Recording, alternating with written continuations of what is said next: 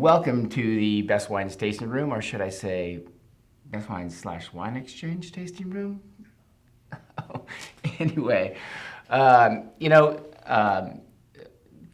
out of town tasting Brunello right now, and so I was giving the role of doing the interview today. We get so many different personalities coming through here from all over the world, all walks of life, and that's what's great about wine. Wine kind of just brings a lot of cool people together, and we just talk about our passion.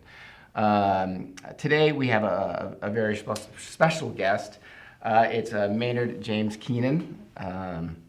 Some of you may know him, some of you may not, but he started out life as a musician and band's Tool.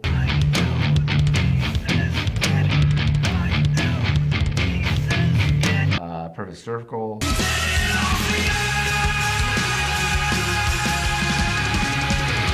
Now he's into wine, like all of us. So, anyway, without further ado, cheers. Welcome. So, it would be really easy for most people to, go into places like Napa Valley and Sonoma, or buy property in Europe and Rioja, or Piedmont. But you chose, New Mexico and Arizona. I mean, what was the philosophy behind that thinking, and why did you choose that area? Well, I mean, it's where I live, so every time, every morning when you wake up, it's what I see, taste, smell. So that's where I live. I've lived there since '95. Mm-hmm. I didn't really consider planting grapes until about '99, 2000. So it took a while for that to kind of sink in, and it probably came right after the disappointment of finding out that I was rejected from the NBA. I wasn't going to make it. Well, I think the biggest problem people have is the size. And in the NBA, I think the biggest problem some of these teams have, what position can you play? Well, I mean, what did you really get into wine? I mean, when did you start drinking wine, tasting wine? That first moment when you just said, "Holy."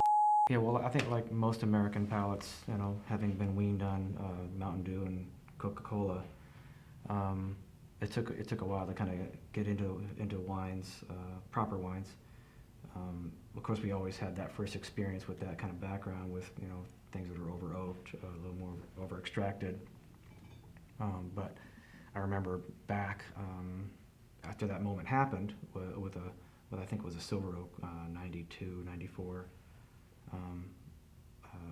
I don't think it was in Alexander Valley. It might have been in Napa Valley, Silver Oak.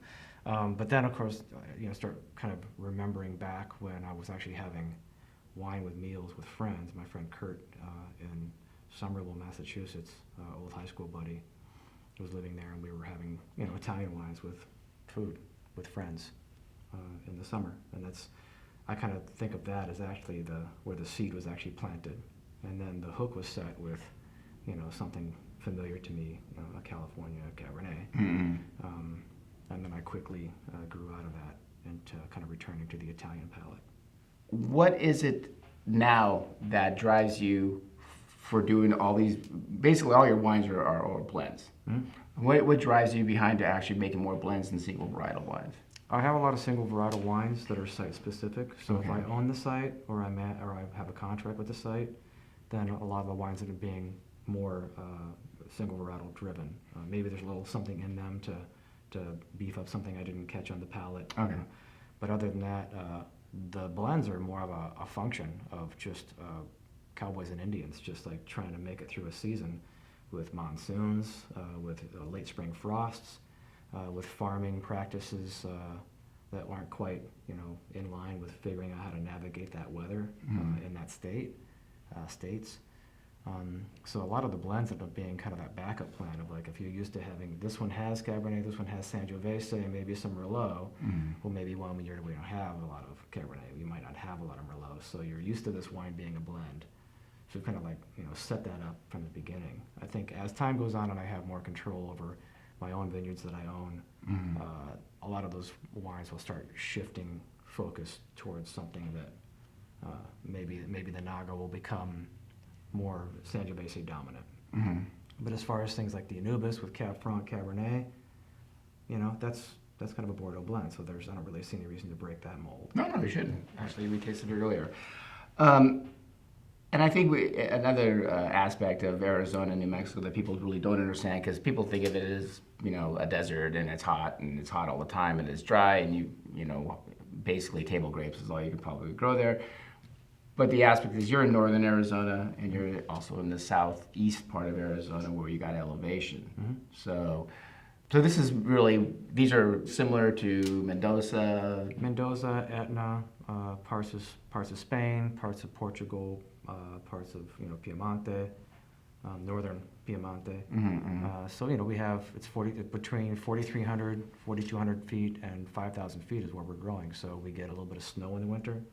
We have more threat from late spring frost and humidity from monsoons than we do with heat. We're actually overall much cooler than Paso Robles, and we definitely cool off more at night than Paso Robles does. We have a 30 degree diurnal swing, so we have that going in our favor. That's why all the wines end up having a nice solid acid base to them.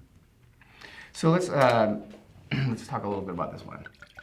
Chanel is an irreverent Italian blend of Dolcetto, Refosco, Primitivo, Sangiovese, Montepulciano.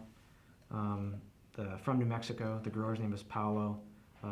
Really easy to work with, a guy who understands what I'm going for some of these earlier, less ripe picks. You can see that in the color. I don't know if you can get that camera guy. But I have a name. And Sorry. It's late for dinner. Okay, Patrick. Yeah, so perfect with charcuterie, cheese plates, something with a little fat in it, or chill it down for a summer day. Actually, this has a little bit of chill on it right now. It's at a really nice temperature. I mean, it's. I can see where you're coming from because there is that freshness. It's almost like you get that fruit, that really purity of fruit that I could see, sitting outside, warm day, got some charcuterie in front of you, and yeah, but balance. Everything is. You see the grapes on the back, and you go, well, "How's that going to work?" And it actually ended up being, one of those. Not necessarily more than the sum of its parts, because some of these on their own, the Refosco and the Stangio and the Montepulciano on its own are pretty interesting as well. But when you put them all together, they just ended up becoming something that's very, very interesting and very pleasing and complex. No, it is complex. I love the wine. I love the complexity of the wine, but I also love the very the easiness of it. That it's complex, but it doesn't sit way heavy on the palate. It's very fresh. The tannins are very fine. And I can see, again, going back to that charcuterie, that fatty kind of meats, yeah, fantastic. So you ready to play some horse? Yeah. Oh, yeah. So, Merkin Vineyards, how did that come about, the name? Yeah, it's a long story. So, so what's the future for Maynard James Keenan? Finding the balance between music and wine. There's always downtime during the year where things are just kind of aging and doing their thing, and I can hand the keys over to our co-op facility to do the bottling. I hate that process anyway, so I can go off and do music but focus on the wines. It's just me and my wife making the wines. We have a cellar hand that cleans up at the end of the day. So she just had a baby, so I had to have a friend kind of help out this year a little bit. But for the most part, It's just finding that balance, just like finding the balance in the wines. I'm trying to find a balance in life where I can do this without screwing it up, and do the other life without screwing it up. Well, I think you're doing a pretty good job. Thank you.